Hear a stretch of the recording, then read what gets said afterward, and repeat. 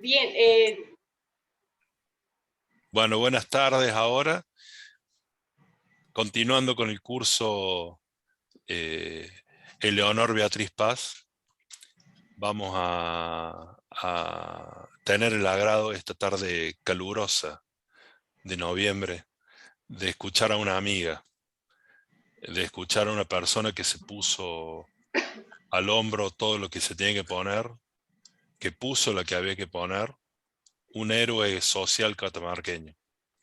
Se bancó este desastre durante 18 meses, en el último tiempo ya con toda la responsabilidad. No hay palabras para expresar lo que has hecho, Joan, verdaderamente. Yo lo único que puedo decir en el fondo de mi corazón es que te deje pocas secuelas en el alma, todo lo que viviste. Nada más que eso. le agradezco, la Te lo verdad que le deseo agradezco las palabras. de corazón y con todo cariño, que rápidamente puedas pasar esta página de terror y puedas ser la misma que fuiste siempre. No me quiero poner en gil porque me voy a Gracias. largar a llorar, así que Leti, La verdad que es sálvame. un trabajo no mío, sino de todos, de todos. Hay mucha gente involucrada en esto y por algo los resultados y nunca nada se hace solo. Así que es agradecer a todos porque todos hemos colaborado. Cada uno en su lugar, todos hemos colaborado. Sin duda, pero la espalda la pusiste vos desde el principio, eso está claro. Después trabajó un montón de colegas y a todos le estamos muy agradecidos. Yo creo que no va a alcanzar todos estos años que nosotros estemos para agradecer todas las veces que se pueda lo que han hecho en esta pandemia, no solamente en el Malbrán, sino en cada lugar del interior donde tuvieron que hisopar, donde al principio no sabían cómo hacerlo y tuvieron que aprender y la pasamos y, oiga, tengo una costumbre de, che, parezco un fantasma, estoy muy blanco. Ahí está. Tengo la costumbre de preguntarle a cada paciente mío si tuvieron una pérdida de alguien cerca por el COVID. Y es impresionante. En un alto porcentaje de familias o de grupos conocen a alguien que se fue por el COVID y eso que tuvimos una de las mortalidades más bajas del país. Imaginen lo que deben ser los lugares con mucho más gente, con mucho más muertos.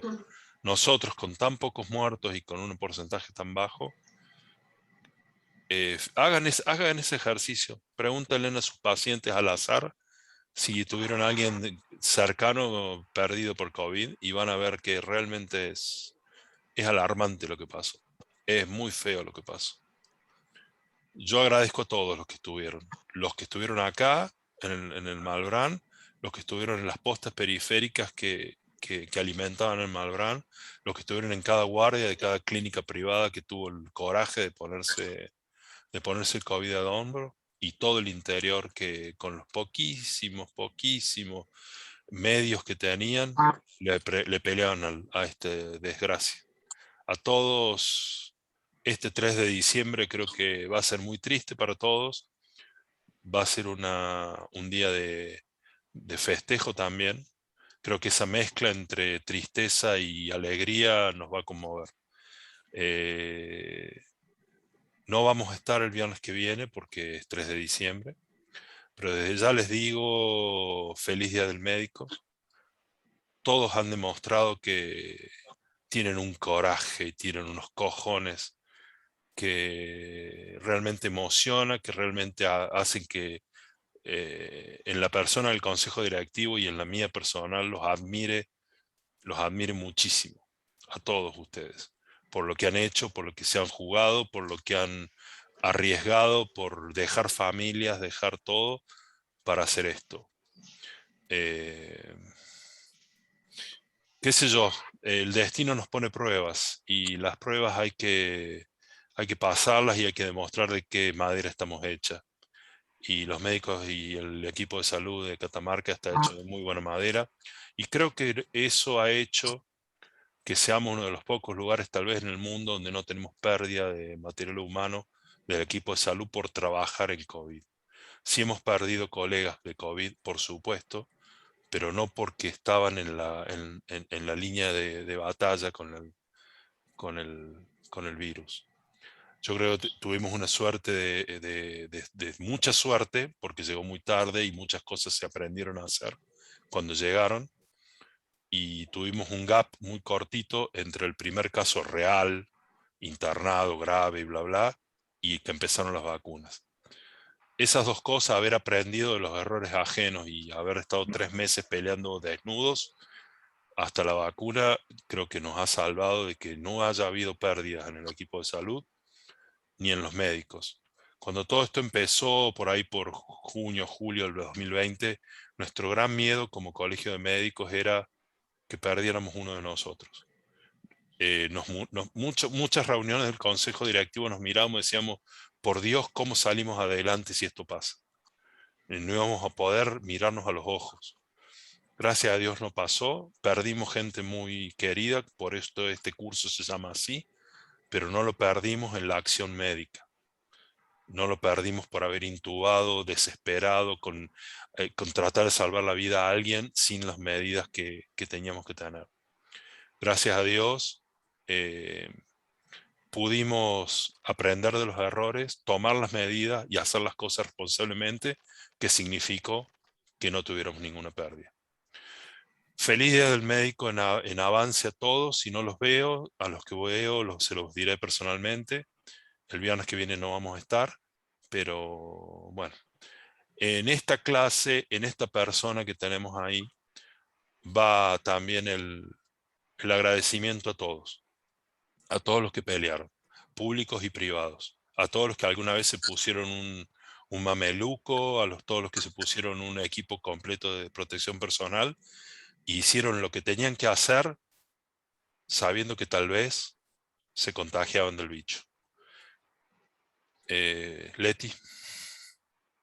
Bien, bueno, buenas tardes. Después de esta introducción y todo lo que dijo, que más acompañar un poco a todo lo que vivimos este año, el año pasado, que nos tomó de sorpresa la pandemia, que nos obligó también a ponernos al frente de todos y como dice el doctor bien dice, fue un trabajo grande en equipo.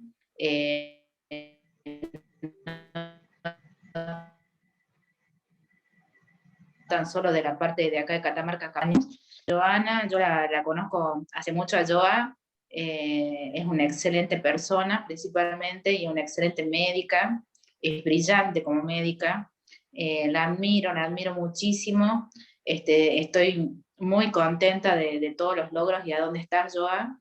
Creo que era la persona adecuada, más allá de los conocimientos médicos que uno puede tener, uno tiene que ponerle el alma a todo esto, ¿no? Y se notó en todo lo que vos hiciste y bueno, quiero felicitarte por el reconocimiento que vas a tener hoy y quiero agradecerte de parte del colegio que hayas aceptado la participación en esta charla, poder volver a escucharte disertar y compartir con vos algo académico es muy lindo, así que espero que disfruten todos. Bueno, Joana Carrizo está como directora del Hospital Malbrán, fue ex jefa de residentes de clínica médica, se formó en la residencia de clínica médica.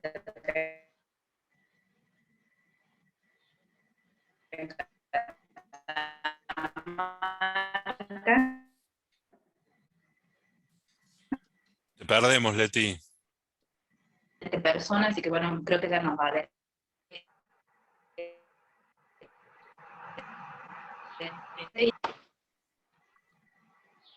Te perdemos, Leti. Sí, ahí estás. Una cosa antes de empezar. Tenemos que entender de que Joana es un producto 100% catamarqueño. Ella es lo que es gracias a toda la medicina de acá, a todos sus maestros que fueron catamarqueños, y ella hoy es la maestra de nuevos catamarqueños que se están formando acá. Empieza, Joana, porque si no, no voy a poder seguir. Dale. La verdad que me dejan sin palabras. Muchas gracias por la presentación. Primero, disculparme nuevamente por no poder cumplir con el horario que habíamos acordado previamente ya hace mucho tiempo. Pido realmente perdón a todo el colegio médico y al resto. agradecerles por el espacio, la verdad que muy agradecida estoy, la confianza que me brindan, el espacio que me brindan para poder compartir guías, conocimientos, experiencias, la verdad que estoy muy agradecida. La doctora Lobo me había contactado en su momento para dar una charla que me pareció muy importante, es un tema que a mí personalmente me preocupa mucho, sobre todo con la experiencia que hemos tenido en los últimos 2 años, en cuanto al uso desmedido, desmesurado de antibióticos. Por tanto, es un tema que realmente es de gran envergadura, que es la neumonía intrahospitalaria. Comparto las diapos, así ya empiezo la charla. Maravilloso, alguien que sabe usar el Zoom. No crees que lo sé, estuve googleando, Doc. ¿Se ve ahí? No todavía, Ahí se está subiendo. por eso.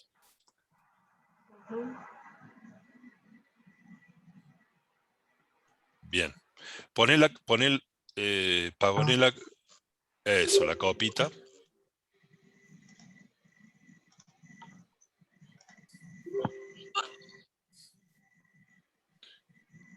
Ahí está. Ponela en pantalla. Eso. Perfecto, todo tuyo, Joan. Espectacular, todo tuyo. Perfecto. Como les dije, voy a hablar de neumonía intrahospitalaria. Básicamente, toda la información se ha recopilado de lo que es la LAT, la Sociedad de Latinoamericana de Tórax, de las intersociedades argentinas como la SADI y la SATI. Hay diferentes guías, no hay consensos específicos en determinadas áreas en cuanto a neumonía intrahospitalaria, que lo voy a mencionar adelante, a futuro, pero es un tema, como les dije, de gran envergadura en cuanto al uso desmedido y desmesurado de antibióticos en la actualidad. Voy a empezar con generalidades.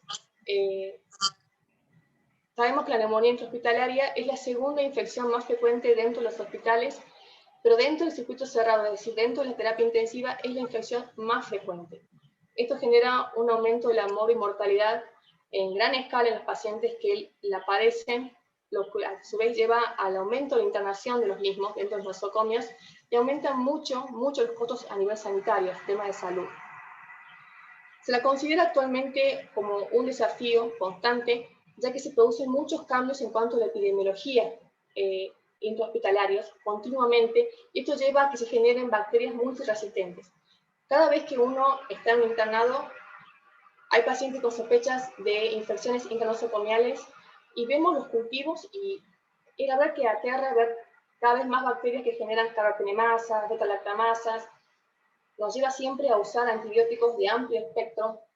Estos antibióticos no son inocuos, si bien nos ayudan a tratar una cosa, generan muchos efectos adversos, generan muchas repercusiones a nivel sistémico del paciente. Por tanto, eso también influye mucho en la mortalidad del mismo. De modo que son antibióticos de elevado costo, y eso eleva el costo de salud a miles y miles por cada paciente tratado. Y estamos hablando de una entidad, de una comorbilidad en un paciente internado, sin mencionar por qué se internó, sin mencionar los otros costos que genera. Por tanto, un paciente que presente una patología intrahospitalaria, independientemente cuál sea el origen de la patología intrahospitalaria, es realmente preocupante ver que cada vez tenemos más bacterias multiresistentes y que generan y necesitan antibióticos de amplio espectro de gran costo. Esto es lo que se refiere con el cambio continuo de epidemiología dentro de los hospitales. ¿Cómo definimos la neumonía intrahospitalaria? Y este punto es muy importante porque nos permite diferenciarlo de lo que es la neumonía adquirida de la comunidad. Si un paciente ingresa y evidenciamos desde el punto de vista clínico, desde el punto de vista de estudios complementarios, imágenes, laboratorios, que tiene una infección respiratoria, es importante el tiempo en que estos hallazgos se evidencian. Si aparecen después de 48 horas, podemos decir que estamos ante la sospecha de una neumonía intrahospitalaria. Ahora bien, si estos hallazgos clínicos aparecen antes de las 48 horas, podemos discernir con neumonía adquirida de la comunidad, lo cual es muy importante porque nos lleva a determinar qué antibiótico vamos a usar o qué antimicrobiano vamos a utilizar para tratar ese paciente. ¿Sí? Esto es muy importante. Definir si el paciente tiene neumonía de la comunidad o neumonía hospitalaria es muy importante y eso define el tiempo. Después de las 48 horas hablamos de neumonía intrahospitalaria. Dentro de la neumonía intrahospitalaria vamos a mencionar con mucha frecuencia la neumonía asociada a ventilación mecánica. ¿En quién se produce este tipo de neumonía? En pacientes que se encuentran ventilados, que tienen instrumentación de la vía aérea. Estos pacientes que tienen una vía aérea respiratoria artificial se consideran un tipo de neumonía intrahospitalaria y tienen una mortalidad demasiado alta. Hay dos grupos de neumonías asociadas a ventilación mecánica. Las guías la definen como temprana y tardía. La neumonía temprana aparece en los primeros días que el paciente se encuentra conectado a un respirador, o sea, ventilación mecánica, aparece entre los 4 o 7 días iniciales. Generalmente se produce por gérmenes que colonizan la orofaringe. ¿Cuáles son los más frecuentes? El neumococo, el Haemophilus influenzae, el Staphylococcus meticino sensible. Mientras que la tardía, a diferencia de la temprana, ocurre después de 7 días y los gérmenes a tener en cuenta en la tardía, la neumonía tardía intrahospitalaria asociada a ventilación mecánica, es por gérmenes intrahospitalarios que ya colonizaron la orofaringe. ¿Por qué es importante tener a cuenta esta clasificación o este subgrupo de la neumonía intrahospitalaria asociada a ventilación mecánica en temprana y tardía? Lo dije hace un momento. Tenemos los agentes etiológicos probables y eso nos lleva a determinar qué antibiótico vamos a utilizar en ese paciente. Si sé que tengo un paciente con neumonía asociada a ventilación mecánica tardía y utilizo antibióticos de una temprana, posiblemente tenga fracaso en cuanto al tratamiento. Entonces, esa clasificación es muy importante porque nos ayuda a pensar qué agente etiológico tengo en la cabeza y qué antibiótico empírico inicial voy a utilizar hasta que tenga desarrollo microbiano en los cultivos. Esto es muy importante desde el punto de vista inicial en cuanto al tratamiento de estos pacientes. Hay una imposibilidad siempre para tener datos específicos y para aunar criterios diagnósticos en la neumonía hospitalaria, por lo que se consideran como dos subgrupos de categorías en cuanto a la neumonía en sí. Esta es la neumonía cierta y la neumonía probable. Son muy similares en cuanto a la definición, pero hay diferencias en cuanto a lo que se asocia a cada una de ellas. Definimos neumonía cierta cuando el paciente tiene nuevos infiltrados a nivel del pulmón, que son persistentes y que aparecen más de 24 horas, que además tiene secreciones purulentas a nivel de la tráquea, y que se acompaña además de las siguientes características. Podemos evidenciar que este paciente tenga a nivel radiológico una cavitación. Si la imagen es muy confusa, se puede implementar usando la tomografía computada para hacer diagnóstico diferencial o descartar un derrame pleural, y muchas veces hay que evaluar si el paciente se encuentra en condiciones o no, o la localización de la lesión está en condiciones o en la proximidad para tomar una muestra y mandar a cultivos. También se considera una evidencia histológica de neumonía, ya sea tomada por biopsia o lamentablemente el paciente fallece a través de una autopsia, ya sea una muestra de un absceso. ¿Y qué vamos a evidenciar acá? Si hay mucho infiltrado leucocitario y se tiene mucho en cuenta la unidad formal de colonia en los cultivos, que es un poco más para la especialidad de microbiología en sí. Pero es un tipo de neumonía que ayuda mucho a diferenciar al paciente que está en circuito cerrado. En cuanto a la probable, es similar. También tiene nuevos infiltrados en el pulmón de más de 24 horas, con secreciones traqueales purulentas, pero que se acompaña de cultivos, ya sea aislamiento del germen, independientemente si es líquido pleural o de hemocultivo. Este debe coincidir con el cultivo de la secreción respiratoria del paciente. Es decir, si en el hemocultivo tengo un agente etiológico, este debe ser exactamente igual del agente etiológico que tengo de la secreción obtenida por muestra respiratoria, por ejemplo, un esputo. Y la sensibilidad antimicrobiana debe ser exactamente la misma. Bueno, dijimos, ¿cuál es la definición de la neumonía hospitalaria? Y lo más importante que debe quedar acá es la clasificación de la neumonía asociada a ventilación mecánica entre temprana y tardía, porque eso nos va a orientar en cuanto al tratamiento específico empírico inicial del paciente. Es una patología que, por la agente etiológico en sí que la producen, tiene una mortalidad bastante elevada y una incidencia muy importante. Se establecen las guías que la incidencia de neumonía hospitalaria es de 5 a 10 veces casos, por 1000 pacientes que van ingresando al hospital. Y la neumonía asociada a ventilación mecánica es de 6 a 20 veces mucho más frecuente que la neumonía hospitalaria común. O sea, una alta incidencia.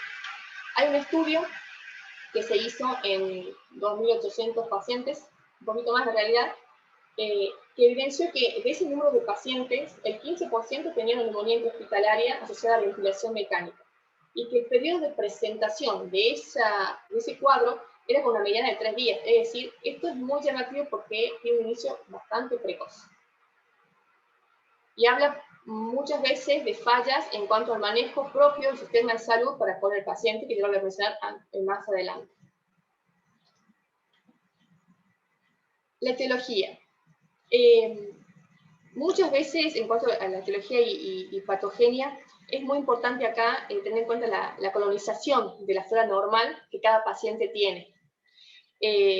O también tener en cuenta, como miembro del nosocomio, tener cuál es la flora o los patógenos hospitalarios que uno maneja dentro del nosocomio. Y eso nos va a orientar también al tratamiento de este paciente, la sospecha de cuál es la etiología probable que está generando la neumonía intrahospitalaria en el paciente. Hay muchas vías de contagio. La más frecuente es que los gérmenes vengan de la orofaringe. ¿Sí? Eso es lo más frecuente.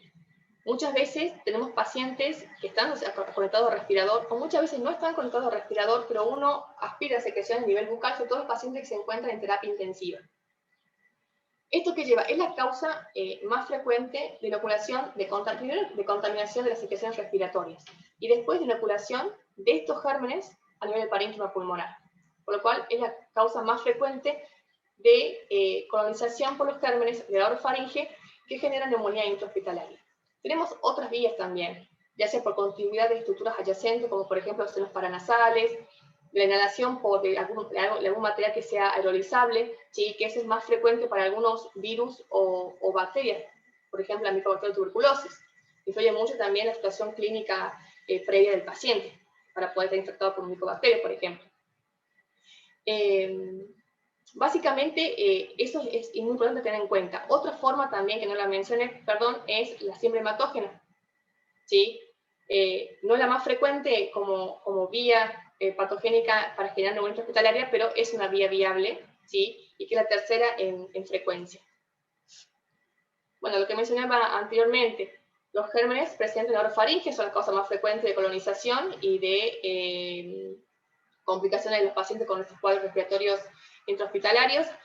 La diseminación por estructuras contiguas que colonizan las secreciones bronquiales, la aspiración de secreciones contaminadas, que es el principal mecanismo, como mencioné anteriormente, la inhalación de material aerolizado y el ejemplo de los virus y las micobacterias. Esto es poco frecuente, perdón, pero es muy importante tener en cuenta, ¿sí? Porque si no lo sospechamos, probablemente el tratamiento inicial empírico que instalemos sea erróneo y el paciente fracase en cuanto a tratamiento y se muera. Hay muchos factores de riesgo que hay que tener en cuenta, analizarlo en estos pacientes, porque estos factores de riesgo son los que los predisponen a que el paciente tenga neumonía intrahospitalaria. Los más frecuentes son la intubación orotraqueal y la ventilación mecánica, ¿sí? Invasiva. Son los más frecuentes. Son los principales factores de riesgo a tener en cuenta para que el paciente desarrolle una neumonía intrahospitalaria. Ahora bien, algunas guías, sobre todo la ALAT, divide estos factores de riesgo en prevenibles y no prevenibles, y si el paciente está o no está asociado a una ventilación mecánica. En cuanto a los prevenibles, ¿cuáles mencionan ellos? La broncoaspiración, obviamente es prevenible, que influye mucho en la cabecera cuadriculada del paciente, la depresión del sensorio del mismo, uso de antiácido, presencia de zona nasogástrica, mientras que lo que no se pueden prevenir son la edad del paciente, aquellos que tengan por encima de 60 años de edad, patologías crónicas obstructivas crónicas, alteración de la vía respiratoria superior, el Apache, que es un eje que se usa mucho en terapia, que determina mucho la gravedad del pronóstico, tiene un valor predictivo bastante importante en los pacientes internados en circuito cerrado, las patologías neurológicas, traumatismos y cirugías. Ahora bien, en cuanto a los factores de riesgo de la ventilación, de la neumonía asociada a la ventilación mecánica, los prevenibles son que la cabecera del paciente, como mencioné anteriormente, no esté elevada, cambios frecuentes de los circuitos de respiradores, que eso se usa muchísimo, continuamente están cambiando circuitos de respiradores, o hay cambio del tubo endotraqueal, o reintubación del paciente, eso lleva a manipulación continua de la vía aérea, contaminación y inoculación directa de los gérmenes ahí, sobre todo la orofaringe, y eso genera nuevamente el cuadro infectológico. Otros a destacar son el uso de relajante y la sedación continua. Los no prevenibles, y este es muy frecuente, es el tiempo en el que el paciente está conectado a un respirador, es decir, la ventilación mecánica por más de 24 horas. Es raro que un paciente se ventile y esté solamente 24 horas intubado. Entonces, lamentablemente es algo que no se puede prevenir previamente en los pacientes, porque uno no sabe con el que lo intubó cuánto tiempo el paciente va a estar conectado a un respirador.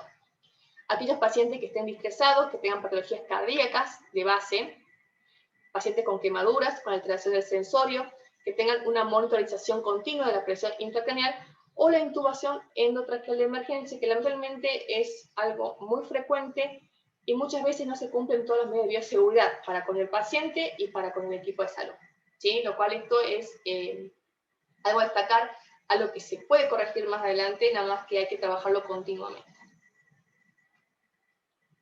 De todo lo que mencioné, hay ciertos factores de riesgo que tienen mucha más importancia para que generen neumonía asociada a ventilación mecánica intrahospitalaria, pero por ejemplo multiresistentes, que eso es lo que más preocupa, ¿sí? Que el paciente tenga una infección intrahospitalaria y respiratoria y que el agente etiológico sea un germen multiresistente. ¿Cuáles son? Que el paciente tenga una ventilación mecánica prolongada, por encima de 4 a 7 días, que ya haya tenido antibióticos previos durante la internación que venía cursando, gérmenes como la Acinetobacter, la Pseudomonas, la Staphylococcus resistente, otras comorbilidades como la neurocirugía, que el paciente esté con síndrome de distrés, que haya usado metronidazol, que sea EPOC, que tenga un trauma de cráneo o que venga usando corticoides. Estos son los principales factores de riesgo que predisponen a que el paciente tenga una neumonía asociada por gérmenes multiresistentes, independientemente si son bacterias, hongos o virus. Mencioné que tiene una mortalidad demasiado elevada. De hecho, las guías establecen que la neumonía asociada a ventilación mecánica por sí sola tiene una mortalidad de 2 a 10 veces mayor que la intrahospitalaria habitual. La tasa de mortalidad general de la neumonía intrahospitalaria es entre el 24 al 76%, y hay estudios que establecen que la tasa de mortalidad de la neumonía asociada al respirador por sí sola es entre el 14 y el 49%. Esto es muy discutible y es muy variable, es muy controvertido. Hay guías que establecen tasas más altas y otras guías que establecen tasas mucho más bajas de acuerdo a diferentes estudios, pero esos estudios siempre varían de acuerdo al número de pacientes que se utilizan en esa investigación, por lo cual es bastante controvertido determinar un número específico en cuanto a porcentaje. Sí, la mayoría de las guías tienen un porcentaje elevado, 49%, pero neumonía asociada a ventilación mecánica es elevado. Hay ciertos factores que influyen en estos pacientes y que aumentan mucho más la tasa de mortalidad en los mismos. ¿Cuáles son estos factores? Que el paciente tenga una edad avanzada, que tenga mala calidad de vida, que tenga presencia de enfermedades rápidas o fatales. Acá mencionaban mucho que el índice de MACAB. Este índice es una variable que se usa en los estudios que determina gravedad en sí. Otras enfermedades con déficit inmunitario, pacientes oncológicos, trasplantados, pacientes con patologías reumatológicas, pacientes con síndrome de inmunodeficiencia adquirida, aquellos que ingresan a terapia intensiva y que después de una cirugía, que tengan mayor requerimiento de oxígeno con una FIO igual o por encima del 35%, que tengan una PIP más alta, esa es la presión positiva al final de la expiración, esa es la PIP, pacientes que requieren intubación, una reintubación, perdón, que tengan fallas de 3 o más órganos, sin contar el pulmón, que tengan shock, sepsis graves y que tengan parámetros de inflamación muy elevados como las interleuquinas 6 y 8. Todos estos factores determinan una elevada mortalidad en estos pacientes. Bueno, hemos hablado en cuanto a la definición, pues una neumonía intrahospitalaria, qué prevalencia tiene o qué incidencia tiene. La mortalidad, que es bastante elevada. Ahora bien, ¿cómo hago el diagnóstico? ¿Cómo pienso? ¿Cómo sospecho que estoy frente a una neumonía intrahospitalaria? Lo primero que uno ve siempre es en la clínica, ¿sí? Por más que el paciente esté en circuito cerrado, esté intubado, la clínica siempre es soberana. Es lo más importante tener en cuenta. Hay que estar siempre pendiente del paciente y no estar siempre pendiente a los complementarios, estudios y demás. ¿Sí? El examen físico en sí del paciente da información más rica que uno puede obtener de ese individuo que estamos atendiendo. Generalmente se pueden comentar, como dije, con estudios complementarios. La placa de tórax, la radiografía de tórax es un estudio de bajo costo, de fácil realización, sobre todo en circuito cerrado, y que brinda mucha información, ¿sí? Si lo complementamos esto con el examen clínico, con los hallazgos clínicos del paciente. Si vemos una placa de tórax que tiene un infiltrado nuevo, o que tiene un infiltrado que haya empeorado respecto al previo, y que además ese paciente tenga fiebre, o hipotermia, o que haya aumentado o haya bajado los glóbulos blancos, o que las secreciones hayan empezado con secreciones que no las tenía previamente, o que el aspecto de las secreciones haya cambiado, eso es un parámetro, ¿sí? Para sospechar que el paciente está con una infección intranosocomial. Hay un estudio que establece que si obtenemos las imágenes radiológicas más los estudios, las evidencias clínicas, en el 42% se hace un diagnóstico de neumonía hospitalaria, ¿sí? Eso es también muy importante tener en cuenta. O sea, con el examen clínico y en el simple estudio complementario como la RX de tórax, ya podemos determinar si el paciente está o no cursando neumonía intrahospitalaria asociada a la internación. Desde el punto de vista de la sospecha diagnóstica clínica, es importante destacar lo siguiente. Con respecto a las neumonías asociadas a ventilación mecánica, hay falsos positivos y falsos negativos. Entre los falsos negativos, el 30 al 35% de los pacientes tienen falsos negativos ante la sospecha de una neumonía clínica asociada a ventilación mecánica, mientras que el 20 al 25% presentan falsos positivos desde el punto de vista clínico con respecto al diagnóstico. El CEPIS score es, bueno, un score de índice de evaluación clínica pulmonar. Es un índice, como dije, valora clínicamente al paciente y también contribuye mucho al diagnóstico y a la evolución de la neumonía de ese paciente. Tiene muchos parámetros, incluyen parámetros clínicos, analíticos, radiológicos, entre otros, y si bien uno ve mucha información, la verdad que es un score que ayuda muchísimo para el seguimiento del paciente. Hay un punto de corte, teniendo en cuenta que tengo acá en la imagen, yo le dije si el paciente puede tener fiebre, hipotermia, ¿sí? Vemos qué temperatura tiene, qué valores de glóbulos blancos tiene, las secreciones bronquiales, la PAFI, ¿sí? La presión de oxígeno sobre la fracción inspiratoria de oxígeno. Vemos todos estos puntos y tenemos un valor, ¿sí? Se dice que si el paciente tiene entre 0 y 6 puntos, tiene bajo riesgo de tener neumonía asociada a ventilación mecánica. Si tiene más de 6 puntos, el riesgo de tener neumonía asociada a ventilación mecánica es bastante alto. Si bien tiene, como les dije, mucha información, es fácil, ¿sí? En las aplicaciones tenerlo en el teléfono, y la verdad cuando uno está tratando o tiene un paciente con neumonía intrahospitalaria y puede aplicar el CEPIS, es de mucha ayuda. No solamente en la evolución clínica de la neumonía que está cursando el paciente, sino también ayuda mucho en cuanto a determinados días de tratamiento de antibióticos, que ya lo voy a decir más adelante.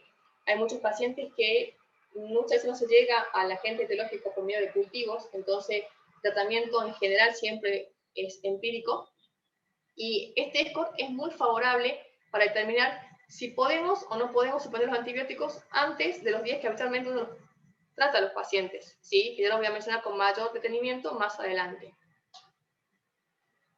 Bueno, les dije, métodos complementarios. Hablamos de la RX de tórax.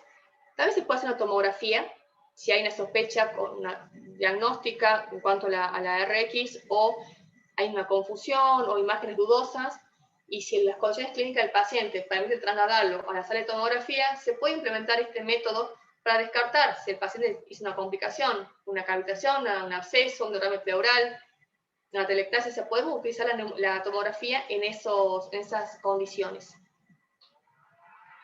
En cuanto, y esto es lo más importante siempre en cuanto se pueda obtener, son los métodos de cultivo, ¿sí?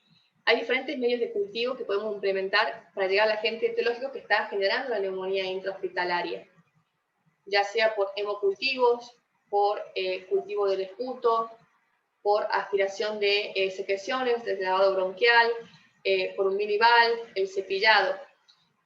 Acá destaco que lo que más se usa habitualmente es el hemocultivo seguido del esputo.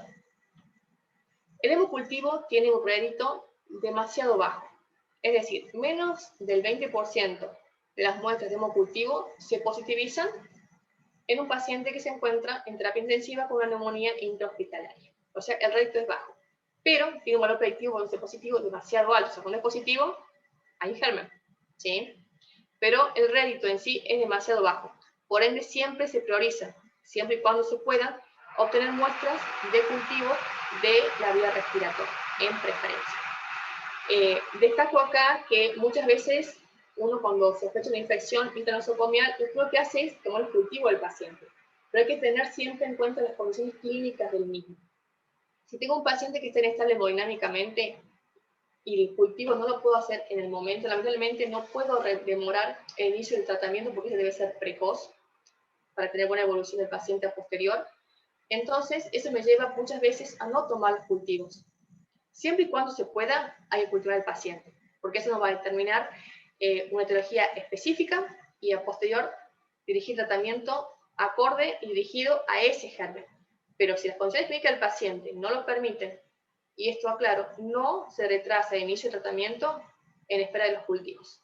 ¿Sí? Eso es muy importante tener en cuenta. Bueno, esto un poquito más en cuanto a los cultivos. Lo que más se utiliza son los métodos cuantitativos, sobre todo los aspirados traqueales, que tienen una sensibilidad y especificidad bastante altas. Yo les dije que lo que más se utiliza son los hemocultivos y las muestras de esputo. Cuando hablamos que una muestra de esputo es realmente significativa y no se encuentra contaminada. Esto no lo vamos a decir nosotros, lo hace la bacterióloga, pero muchas veces el médico o el quinesiólogo son los que toman las muestras. Y si esta muestra no es la correcta, ¿sí? La idónea que la persona necesita para proceder con el cultivo, sí o sí tenemos que tomar nueva muestra. Ahora bien, ¿cuándo decimos que la muestra está contaminada? Cuando en el microscopio se ven muchas células escamosas. Si el esputo tiene, o la muestra respiratoria tiene muchas células escamosas, decimos que la muestra lamentablemente no sirve para contener cultivos, sino que está contaminada. La muestra se descarta. Ahora, si vemos que la muestra tiene más de 25 polimorfonucleares, y esto es importante y tienen que recordarlo, más de 25 polimorfonucleares y menos de 10 células epiteliales escamosas, la muestra es realmente significativa. Por tanto, esa muestra es óptima para continuar con los cultivos bacteriológicos, ¿sí? O sea, los microbiológicos. Esto es muy, muy importante. Otra cosa a tener en cuenta es que si en el cultivo no puedo evidenciar polimorfonucleares en el examen directo, posiblemente sea sugestivo de que esté ante una infección que no sea de origen bacteriana. O sea, no todas las infecciones son de origen bacteriano. Entonces, hay que tener siempre la cabeza abierta y a ver todas las posibilidades que tenemos para descartar otros cuadros y de acuerdo a eso utilizar el esquema antimicrobiano para que no se me pase nada con el paciente.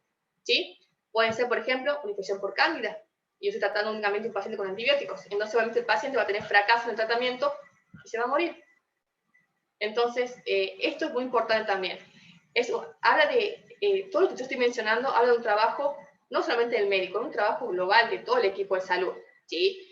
Menciono que está el médico, el radiólogo, las técnicas de laboratorio, las microbiólogas, o sea, es un trabajo continuo, constante y diario.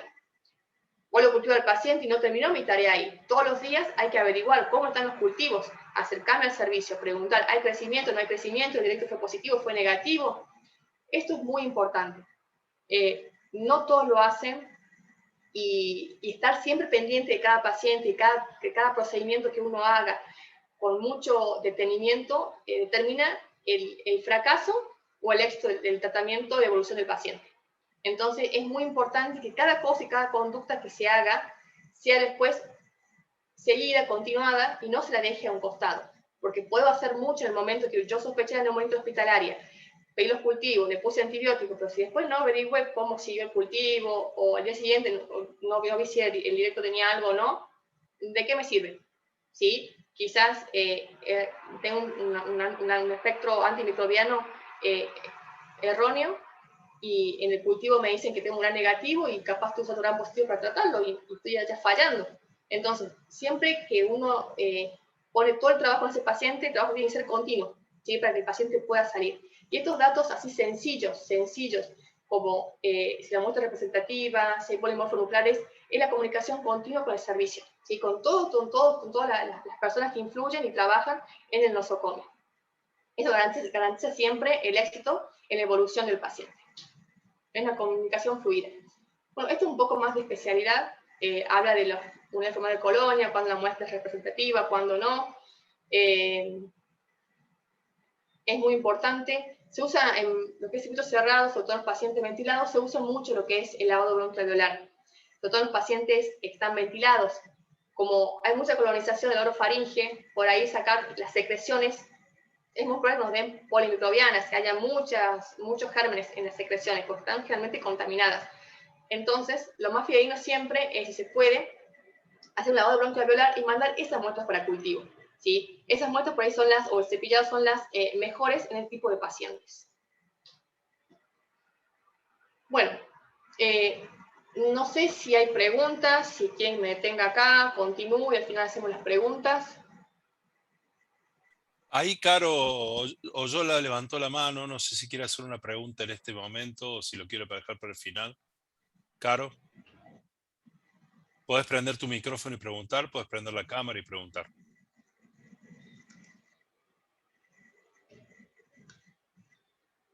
Caro la 1, Caro las 2. Ahí fue sin querer, dice. Perfecto. No, seguí entonces. Bueno, se continúa. Bueno, el tratamiento. Vengo mencionando que el tratamiento inicial siempre al principio es empírico. Y hay muchas cosas que hay que tener en cuenta para basarse e implementar, decir, ¿qué tratamiento antimicrobiano le voy a indicar a este paciente? ¿Cuáles son estos parámetros en cuales yo debo orientarme o guiarme? Los datos clínicos del paciente, la gravedad del mismo, con el Apache.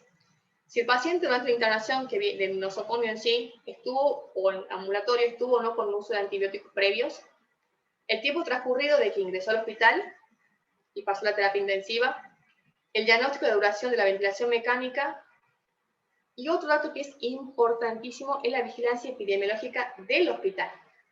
Eso es sumamente importante. Lamentablemente no todos los nosocomios tienen un servicio de control de infecciones. Y lo que este servicio aporta a una institución es relativamente increíble. ¿Por qué? Lo que hace la vigilancia epidemiológica es determinar, cada vez que el servicio de bacteriología tiene cultivos, hay crecimiento bacterianos, evalúan la resistencia antibiótica, se evalúa generalmente cuáles son los cambios epidemiológicos que yo mencioné al inicio en cada servicio. Y eso nos permite tener una idea de qué flora tengo, ¿sí? qué desarrollo bacteriano o microbiológico tengo en el servicio, sea terapia intensiva, clínica médica, infectología, oncohematología. Y eso nos ayuda a decidir inicialmente cuál va a ser el tratamiento empírico con el que yo voy a empezar con ese paciente. Si no conozco cuál es la epidemiología en el hospital, obviamente que el tratamiento inicial posiblemente sea erróneo. Pero si yo sé que en un servicio tengo cepas generadoras de carbapenemasa o BLE, sé qué antibiótico ponerle o qué antibiótico no ponerle hasta que tenga un cultivo positivo para determinado germen. ¿Sí? Eso es muy importante. La vigilancia epidemiológica en una institución es relativamente importante, porque el tratamiento empírico inicial va a depender de las características del paciente y del hospital en que se encuentre y dentro del hospital en qué área se encuentre. ¿Sí? Eso es extremadamente importante. Hay dos principios fundamentales a tener en cuenta.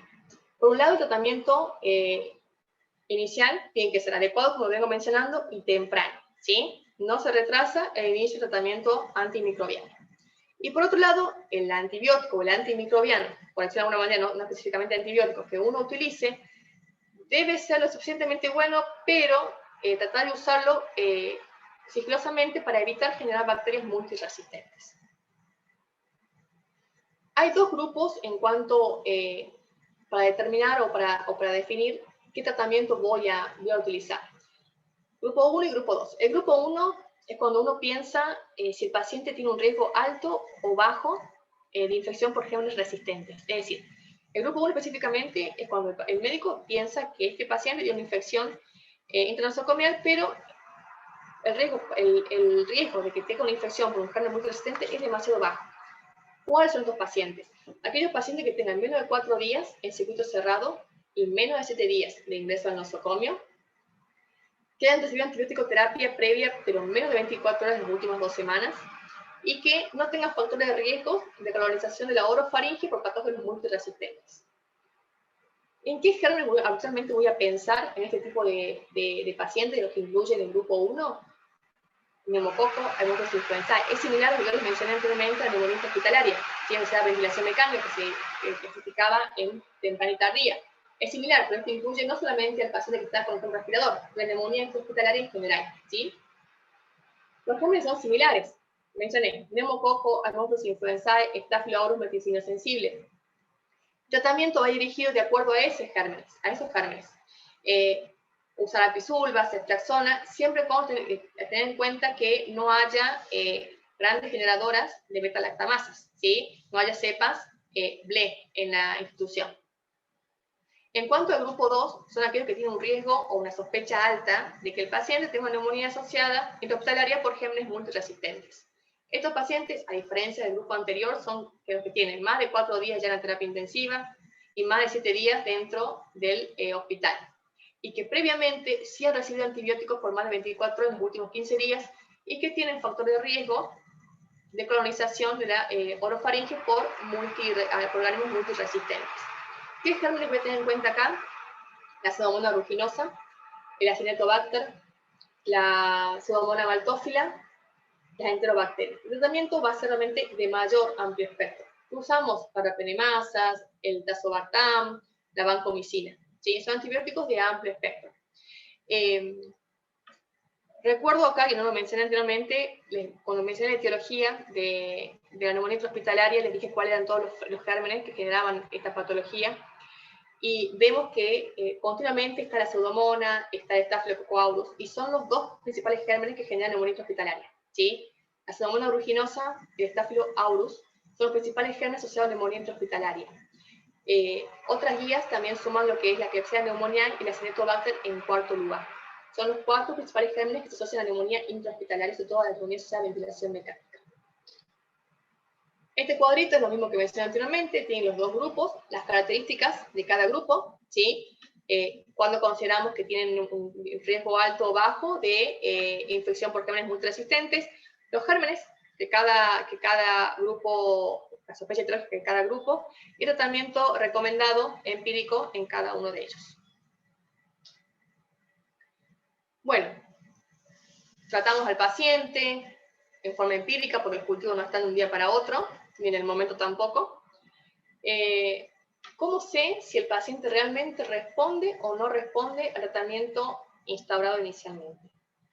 Cuando empiezo un antibiótico, no se lo voy a cambiar al día siguiente. Hay un lapso de tiempo que hay que esperar para ver si hay respuesta o no terapéutica al mismo. Ese lapso habitualmente son 72 horas. Todas las guías establecen lo mismo. Antes de definir a una conducta respecto a la evolución del paciente y en cuanto al tratamiento antimicrobiano, sí o sí tengo que esperar ese periodo de tiempo, ¿sí? Son 72 horas.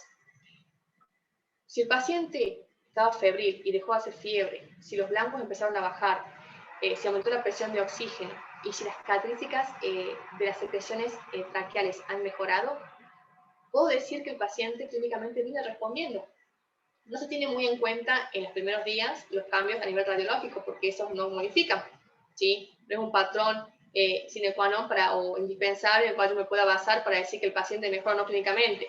Si dejó de hacer fiebre, está estable hemodinámicamente, por más que le haga una placa y vea que los infiltrados siguen, no es un patrón para que me diga a mí o al médico tratante si la respuesta antibiótica es buena o no, ¿sí? Porque los infiltrados demoran mucho en desaparecer.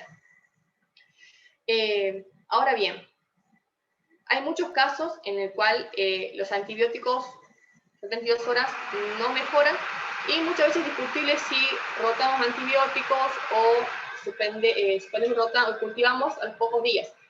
Hay ciertas guías que establecen cultivar el paciente en el tratamiento hasta las 72 horas de inicio del tratamiento antibiótico o antimicrobiano, pero también es un periodo corto de tiempo para que los cultivos crezcan, ¿sí? Entonces por ahí eso es muy discutido, no hay una guía específica que diga que a las 72 horas el paciente, si no hubo estas claras mejorías, se rota antibiótico o inmediatamente suspendemos y recultivamos a las 48 horas si la actividad clínica del paciente lo permite, obviamente.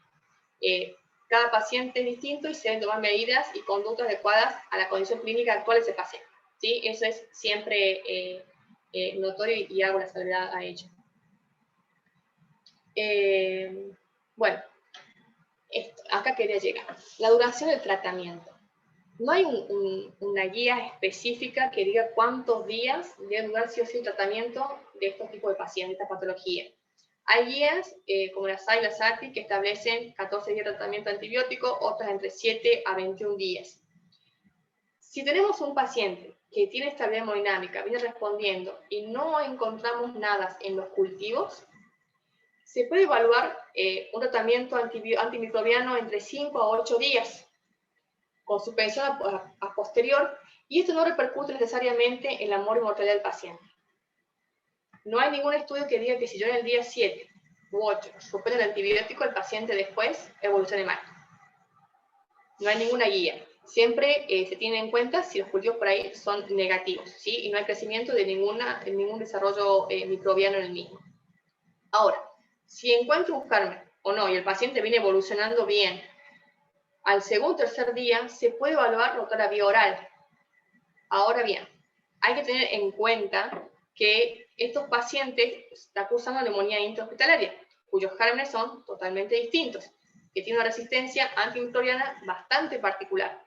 Entonces, ¿qué antibiótico vía oral yo podría implementar para cubrir o suplementar el espectro antimicrobiano del antibiótico que yo le indiqué vía endovenosa? Eso es muy, muy difícil y es un tema y un hecho, un acto a tener en cuenta. Si yo tengo un paciente con sospecha de neumonía intrahospitalaria que viene con una evolución y si puede dirigir el tratamiento antibiótico y después, por estabilidad clínica, quiero rotarlo a vía oral, el antibiótico que yo le indique tiene que ser similar al espectro antimicrobiano que está cubriendo el antibiótico que le indiqué por vía endovenosa. Lo contrario, sí o sí va a tener que seguir el tratamiento vía endovenosa hasta que finalice los días determinados para el paciente. Eso es muy importante. Cuando hablamos de fallo del tratamiento, lo dije anteriormente, si en las últimas 72 horas el paciente no mejora, inestabilidad clínica, persistencia de la fiebre, progresión de los infiltrados radiológicos, puedo pensar diferentes cosas. Que hay algo infeccioso asociado, una sobreinfección, inclusive que puede ser extrapulmonar, que la gente realmente es multiresistente, por lo tanto el antibiótico empírico inicial no está surgiendo efecto, o porque hay causas no infectológicas. ¿Cuáles son las que pueden propiciar la mala evolución del paciente y fallo del tratamiento y que no necesariamente tienen que ser de origen infeccioso? Las patologías cardíacas, el síndrome respiratorio, las atelectasias, el tromboembolismo pulmonar, la neumonitis químicas, hemorragias, neumonías post-obstructivas y la contusión pulmonar. Cuando un paciente fracasa, hay que pensar simultáneamente en todo esto. Y todo es simultáneo. No es que descarto una y después voy con la otra. No, no. Es todo simultáneo. Si pensé en algo infectológico asociado a esta pulmonar, automáticamente voy descartando en forma paralela las causas no infectológicas. ¿Sí? Porque son pacientes que no dan tiempo. Son pacientes que las cosas tienen que hacerse ayer, no hoy. ¿Sí? Entonces, hay que pensar simultáneamente en todas estas causas que pueden llevar a fallo del tratamiento. Bueno, la prevención. Esto sería mucho más fácil, ¿sí? Para que no lleguemos a que el paciente tenga neumonía intrahospitalaria. Hay ciertas medidas que las guías establecen entre las no farmacológicas y las farmacológicas. Algo que lo han visto siempre, inclusive pre-pandemia, es el lavado de manos. Sumamente importante. El lavado de manos continuo. Apenas toco algún instrumento, toco el paciente, toco un picaporte. El lavado de manos es sumamente importante y evita la propagación de gérmenes de un individuo a otro, del médico al paciente y de paciente a paciente. Eso es sumamente importante. La cabecera a 45 grados es otro factor de riesgo, otro factor que es muy importante tener en cuenta. Son pacientes generalmente que tienen mucho reflujo, hacen muchas neumonías por broncoaspiración químicas, entonces la cabecera de 45 grados permite evitar estas complicaciones y empeorar el cuadro infectológico inicial. Otras causas, otras medidas que ayudan es el uso de guantes y camisolines. No es que vamos a usar guantes en todo momento, sino ante ciertos procedimientos que requieren este equipo especial. ¿Sí? Eso también ayuda a que nosotros mismos no inoculemos gérmenes nuevos al paciente. Es muy frecuente también, y yo lo mencioné anteriormente, la manipulación continua de la vía aérea. Mientras se mantenga el circuito del respirador y no sea un cambio continuo, eso lleva a menor manipulación de la vía aérea respiratoria artificial y por ende del túnel traqueal, y eso lleva a menor riesgo de infecciones internosocomiales y menor riesgo de colonización de la orofaringe. En cuanto a las farmacológicas, es importante tener en cuenta que el uso de antisépticos bucales. Todo paciente que se encuentre internado, siempre adoptamos las medidas de la higiene bucal. Ventilado o no ventilado de higiene bucal es extremadamente importante porque evitamos la colonización de la orofaringe con gérmenes intrahospitalarios, que son, como dije, la causa más frecuente, ¿sí?, de las neumonías intrahospitalarias. Lo que más se utiliza es la clorhexidina. Si bien hay estudios que lo apoyan y disminuyen la incidencia en cuanto a neumonía asociada a ventilación mecánica, los estudios establecen que no influye en cuanto a la mortalidad de la neumonía. Pero es un método sumamente importante, como dije, disminuye la neumonía asociada a ventilación mecánica, por tanto debe usarse. Así como también el uso de antiácidos para evitar las úlceras de hemorragias por úlceras por estrés. Otros por ahí un poco más controvertidos son la proteína C activada, que si bien está demostrada en los estudios que tiene un beneficio extremadamente importante ya que disminuye la mortalidad de estos pacientes, tiene un costo extremadamente elevado, por tanto no se utiliza. Por lo menos en Latinoamérica, en todos los estudios que he visto, no se usa proteína C activada por el costo que tiene. Tiene muy buenos resultados, muy buena evolución para estos pacientes, pero lamentablemente es tan costosa que no se la puede utilizar. Otras cosas que se mencionan en las guías son el uso de la vacuna antineumocóxica y antigripal. No hay ninguna salvedad ni nada que establezca que estas vacunas disminuyen el riesgo o evitan que el paciente tenga neumonía internosocomial, lamentablemente. Tiene un papel secundario, no tiene gran importancia ni relevancia en estos pacientes. Y otro que también mencionaban son los factores estimulantes de colonia. Uno los conoce, los usa, pero tiene una indicación específica. No se usan en pacientes porque tengan neumonía hospitalaria, que voy a poner un factor estimulante de colonia. No. Tiene indicación en pacientes específicamente neutropénicos, ¿sí? Es la indicación que tiene el factor estimulante. Si no lo completo, no se utiliza en forma empírica para ayudar o prevenir una neumonía hospitalaria. Eso es algo muy importante. Yo les había hablado, en todo lo que fui mencionando, en que para mí esta patología es un tema realmente muy importante y que iba a tener la oportunidad de compartir la experiencia, sobre todo de los últimos 2 años. Uno que siempre ha trabajado en un instituto público, también trabajó en lo privado, pero que siempre ha hecho internado, yo personalmente he podido ver en el transcurso de los años la mayor cantidad de cultivos y cada vez con bacterias más resistentes. Nunca vi tantos cultivos positivos y con bacterias muy resistentes como lo vi en los últimos 2 años. Realmente es alarmante. Los pacientes muchas veces vienen de la comunidad, de su casa, y los cultivamos y tienen a veces Staphylococcus medicinos resistentes, o Klebsielas. La verdad que son datos que alarman, porque eso nos hace pensar que estamos usando una pandemia y tratando de salir de una, y creo que la próxima pandemia va a ser la resistencia antimicrobiana de las bacterias, de los hongos, de los virus, y eso es sumamente alarmante porque ¿qué vamos a usar para tratar a los pacientes en el futuro? Y vuelvo a reiterar lo que dije al inicio de la charla, hay un uso tan desmedido de los antimicrobianos en general que no nos estamos dando cuenta de la repercusión y el daño que esto está teniendo, no es que es a futuro, está teniendo actualmente en la salud. Es algo sumamente importante y preocupante. Si hay preguntas.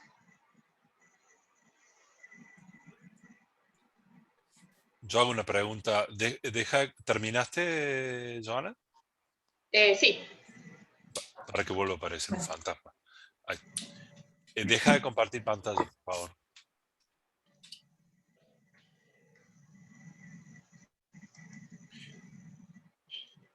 ¿Qué es lo que se dice en el ambiente de las enfermedades respiratorias, sobre todo después del COVID o después del empuje que le dio el COVID a los bichos complicados? ¿Cuántos años más tenemos antibióticos? Mire, no hay, capaz doctora Yola acá pueda aportar algo más, no hay una guía, un estudio o las opiniones de expertos, ya lo que he leído, en todo lo que he leído, no hay nada que diga de acá a 1 año, 2 años, 4 años, 10 años, 50 años va a haber un colapso y vamos a quedar obviamente sin antibióticos para poder tratar pacientes. Personalmente lo estamos viviendo ahora con muchos pacientes, cuya resistencia antibiótica es notable del 100% muchas veces y no ¿Es hay total? antibióticos para tratarlos. ¿Qué se hace, Joana? ¿Qué estrategia hay? Muchas veces ahí en este caso ¿Te usamos sentás a mirar? combinaciones. Usamos combinaciones de antibióticos. Si uno dice que es intensidad intermedia, combinamos. ¿Sí? Estos pacientes muchas veces, en vez de usar monoterapia, usamos tratamientos combinados de antibióticos. Nos ¿Y lleva cómo a te una va? amplia gama de uso de antimicrobianos. ¿Y cómo te va? Funcionan, pero los efectos adversos en cuanto a la toxicidad de los antibióticos son bastante severos. Entonces, tratamos una cosa, pero la falla hepática, falla renal, tiene muchos efectos. Por eso es que yo cuando inicié la charla dije que hay mucha morbilidad en estos pacientes, mucha mortalidad. Uno usa un antibiótico, pero al mismo tiempo ese antibiótico que está tratando una cosa está dañando muchas otras más, lo cual es preocupante. ¿Qué a los antibióticos nuevos, estos con nombres raros, ¿tenemos forma de acceder a ellos o no? ¿Qué Sí, costo tienen? ¿Son muy costosos? ¿Son muy difíciles de son conseguir? costosos, son de difícil acceso, cuesta mucho conseguirlos. No tenemos antibióticos de esos que uno leía en el libro antes, y así, ¿cuándo voy a ver ese tipo de antibióticos? Los hemos conseguido y tiene un costo bastante importante, muy importante. Yo mencionaba al inicio que un paciente genera sistema de salud desde el punto de vista únicamente infectológico, costos elevadísimos, sin contar que el paciente está intubado, sin contar el manejo de vía aérea, sin contar los planes de hidratación, sin contar la alimentación, sin contar todo lo otro. Únicamente hablando desde el punto de vista infectológico, tratamiento antimicrobiano nada más. El costo es súper elevado, súper elevado. Todo este ejercicio de 18 meses de locura respiratoria, ¿cuánto ha hecho cambiar la cabeza a todos del manejo de las neumonías? Muchísimo. Por lo menos en nuestro equipo hay muchos métodos que habitualmente antes uno tenía un paciente con neumonía y era el examen clínico, la oxigenoterapia, el kinesiólogo iba un rato y se iba. Nos dimos cuenta que para que estos pacientes realmente tengan una evolución formidable y buena, uno tiene que estar relativamente y literalmente hablando encima del paciente, y no es únicamente el trabajo del médico, es trabajo de todos. Y O sea, pronarlo es un nomás un trabajo trabajo. continuo. Pronarlo es un trabajo de equipo pesado. Sí, sobre todo los pacientes ventilados, nosotros empezamos a usar el prono, si bien el prono se usa en pacientes ventilados, está descrito en los pacientes con distrés y demás, nosotros empezamos a usarlo al prono en pacientes que no estaban ventilados. Bueno, tu Notamos que, servicio original era un servicio de pronados y estaban todos despiertos. exactamente, por eso llamamos el prono vigil, que lo empezamos a utilizar nosotros en esos pacientes, no específicamente, únicamente los ventilados, sino que empezamos a hacer prono en los pacientes que ya tenían. Sí, primero empezamos con los que tenían alto flujo, prono y más el alto flujo. Después dijimos, no, hagamos el prono mucho antes. En el que ya requiere oxigenoterapia, empecemos con prono.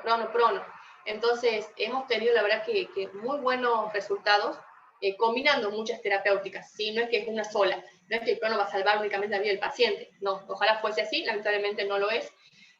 Pero sí nos ha ayudado mucho en la evolución de pacientes, muchísimo. El hecho de combinar terapias, como dije anteriormente, no farmacológicas del pronovigil más un alto flujo, las tasas en cuanto a resultados han sido excelentes. Hemos tenido muy buenos resultados, muy buenos resultados. Ahora tengo un par de preguntas que no sé si puedes responder por un tema de confidencialidad y ese tipo de cosas. ¿Cuántos pacientes tuviste en tu terapia en toda esta pandemia total? No sé si tenés los números, además. Sí, ¿Cuántos tuviste? ¿Qué porcentaje se el complicaron y mes pasaron a que terapia? más ingresos hemos tenido, yo recuerdo para todos que empezamos en la terapia intermedia con 31 camas. Después amplificamos la terapia intermedia a 60 camas. Y el giro cama del mes que más hemos tenido fueron 600 pacientes por mes. ¡Qué locura! Fue el mes en terapia intermedia. Fue el mes que más pacientes manejamos, fueron 600. ¿Qué porcentaje se complicó, los tuviste que pasar? ¿Y qué porcentaje se te murió? Si podés decirlo. Sí, menos del 20% de los pacientes requieren terapia intensiva. Cada paciente que tuvo en terapia intensiva tuvo un promedio internacional aproximadamente de 15-20 días de hospitalización en la terapia, extremadamente prolongado, aclaro, y la tasa de mortalidad fue menor al 8% en el hospital. O sea, promedio, tenés una estadística alemana. No, se no manejo la estadística alemana, pero la verdad que la tasa de mortalidad fue bastante baja. Comparado con otros países, fue bastante baja. Felicitaciones, verdaderamente. Bárbaro. Laburazo. Laburazo, porque ahí te das cuenta que la cantidad de camas es incompatible con lo que uno sabe de lo que fue el equipo médico y el equipo de salud. O sea, lo que tuvieron que laburar para mantener 600 camas mensuales. Es una locura. La verdad que fueron camas calientes y el paciente llegaba y estaba sentado con el oxígeno mientras el paciente se iba, derivado a la vía epidemiológica, o se iba a la casa y preparar la cama, desinfectar, preparar la cama. La verdad que fueron 2 meses que estuvimos en toda la pandemia, así literalmente hablando, con ese movimiento de camas. Desgraciadamente tuve que entrar muchas veces en esos meses calientes y era lo más parecido a un delirio estar ahí. Es decir, no, esto no puede estar pasando. Decís. Yo soy un tipo que tengo 32 años de médico, creo haber visto muchas cosas, y veía eso y decía, esto no es cierto, esto es una pesadilla. Lo más parecido para los viejos, ahí lo veo a Guille, que también es viejo, era la película o la serie MASH. Era lo más parecido a eso. Y dentro de toda esa locura de que vos decís, no puede estar pasando esto, que tengan esa estadística es realmente increíble. Y vos encontrás gente, porque vas encontrando pacientes, amigos, familiares que te cuentan en las historias de ahí adentro. Y son historias que han marcado no solamente a los médicos, han marcado a los tipos que han pasado por ahí, los que han pasado como pacientes, quedaron marcados para siempre. Por eso, porque fue una bofetada de realidad de lo que te puede pasar. Y si zafaste o decís, por Dios, esto me enseñó para siempre el significado de la vida. No quiero volver a decir lo que dije al principio porque me parece que ya está, ya lo dije, solo admiración total y completa. Y dejo las preguntas, está Guille que debe tener muchas preguntas, seguro Guille, cuando quieras.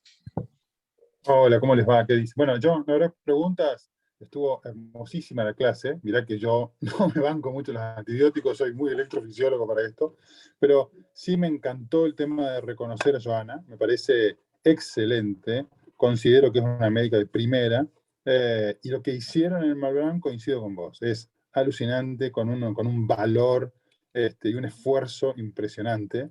Yo lo tenía a Luquitas ahí metido en el Malbrán, que me lo robaron un poco, y la verdad que admirable lo que hicieron. Yo lo escuchaba, pero escuchaba a Joana y a través de mi esposa, que fue genial lo que hicieron. Así que yo también lo felicito y me adhiero a lo que dice el colegio médico, ¿no? Admiro y admiro lo que hicieron. Todos sufrimos un shock con estos últimos 2 años, todos, en mayor o menor medida, y creo que esto nos va a marcar, nos marcó bastante, ¿no? Creo que la sociedad reconoce mucho de lo que hicimos. No sé si es importante, pero sí lo reconoce, yo lo veo en el consultorio todo el tiempo, y coincido con vos. Por ahí creo que lo que hicieron los chicos fue alucinante. Creo que la mortalidad es más alta que la que muestra el Malbrán, porque muchos pacientes salían del Malbrán y se iban a otro lado. Así que, pero para mí eso es tal cual, se murieron después. Yo tengo muchos pacientes que se murieron mucho después. Está bien, uno podría decir, es por el COVID, no importa. Digo, la verdad es que trombosis, vi muchas cosas post-COVID que se murieron a través de esto, ¿sí? Pero el esfuerzo y el trabajo que hicieron ahí fue alucinante. Me preocupaba un poco siempre discutíamos que la utilización de antibióticos, pero como sé que esta gente que trabajaba ahí era muy lúcida, la verdad que estoy súper, súper contento con la gente que tenemos en Catamarca. Coincido con vos. Gracias, doctor. Lo que mencioné anteriormente en cuanto a los hallazgos post-COVID y muerte post-COVID, se consideran por el COVID porque son complicaciones generadas propiamente por el virus a nivel sistémico. Actualmente en el hospital estamos en desarrollo y ya empezó hace 2 meses el consultorio post-COVID específicamente, y es la verdad que bastante, nos sorprendió a muchos ver complicaciones en pacientes que tuvieron COVID y que no estuvieron internados, sino que tuvieron aislamiento domiciliario con síntomas leves, algunos asintomáticos, y que hay muchas complicaciones cardiovasculares. Usted las está viendo un montón, doctor Mazo. Hay deportistas que no pueden correr y tuvieron un COVID leve. ¿Sí? Yo conozco gente muy cercana muchos a nosotros. Muchos pacientes hipertensos, disautonomía, la verdad que son muchas las complicaciones. Es impresionante. La cantidad de arritmias que veo es muchísimo más que las que veía antes, pero lo que sí veo es que con el paso del tiempo desaparecen, mejoran. No sé por qué, pero mejoran. Son miocarditis que pasan, que curan. Tal cual. Pero es impresionante. O sea, yo nunca operé tanta trombosis como este año y medio. Trombosis arteriales, trombosis venosas, pero trombosis arteriales ridículas. Ridículas. Sí. Perdón, COVID y post vacuna. Hay que decir todo, digamos todo. Pero es así. Esto todavía no hemos dilucidado la densidad que tiene. Y los asintomáticos, los oligosintomáticos de COVID, tienen casos de neuropatías periféricas ridículas, como sorderas, como disminución de la agudeza auditiva, como... Y visual también. Visual, yo no recuperé mi olfato, que para mi trabajo y con los pies diabéticos es fantástico, pero es muy feo andar sin olfato en la vida. Una cosa que estoy viendo mucho, que no tiene nada que ver conmigo, es mucho síndrome vestibular. Pero no sé si... Es sumamente frecuente el vértigo en estos pacientes. Después pasa. Son neuropatías, son todas neuropatías. Es todo afectación. Y otro hallazgo importante son las neuronas musculares proximales a nivel de cintura escapular y pélvica. La verdad que hacer el examen de un paciente post-COVID es entretenerse, pero un rato larguísimo, porque uno encuentra tantas cosas, y no termina más. La verdad que es sorprendente. Todavía hay que seguir, hay un montón de cosas que investigar. Coincido con vos, creo que igual no estamos bien de la cabeza, ¿no? Porque nosotros nos disfrutamos de la diversión sí es esa. No, pero a ver, hay que ser consciente de lo que está pasando porque no lo somos. Tenemos la desgracia, pero también el privilegio de ser la generación de médicos que ha pasado esto. Esto no pasaba hace 100 años. Y nos tocó a nosotros y fue un desastre, pero lo estamos viviendo. De acá a 20 años se contará la verdadera historia de todo esto. ¿Entienden? Tenemos ese absurdo privilegio de vivir esto. Leti. Bueno, ¿qué más decir?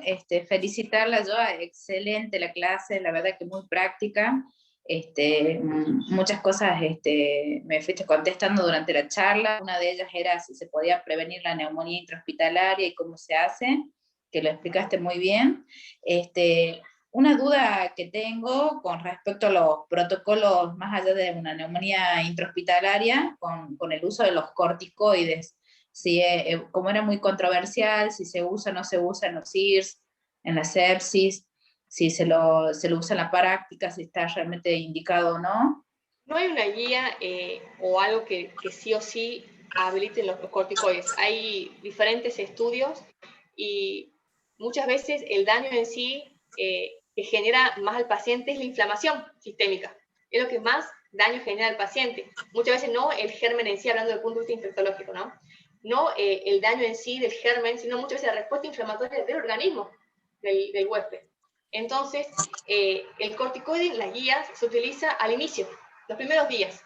Si empezamos con el corticoide en los primeros días de infección, Eso frena un poco la respuesta inflamatoria del huésped y con el tratamiento indicado, empírico y demás, y las medidas de sostén generales, ayudan a que el paciente sí tenga una buena evolución.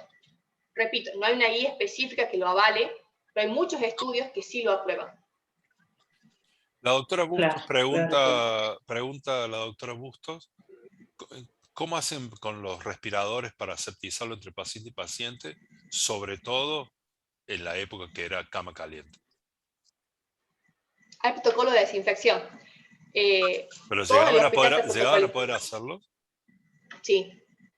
Porque las Sí, porque teníamos esta cantidad de camas y teníamos más respiradores de la cantidad de camas que teníamos. Bien. Entonces, cada paciente, una vez que el respirador se inutiliza en ese paciente, hay un protocolo de desinfección y las tubuladuras en sí son totalmente removidas, se cambia todo, son nuevas.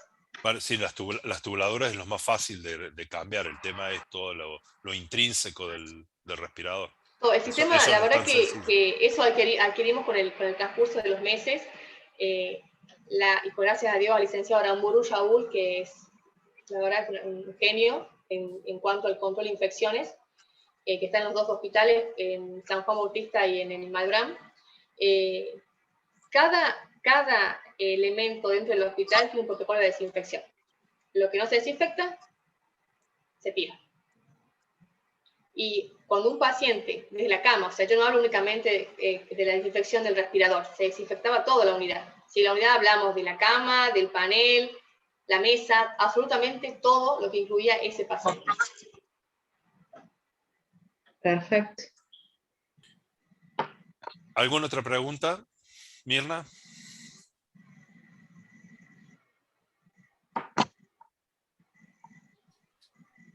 Estás muteada. No se escucha. Estás muteada, Mirna. Ahí está.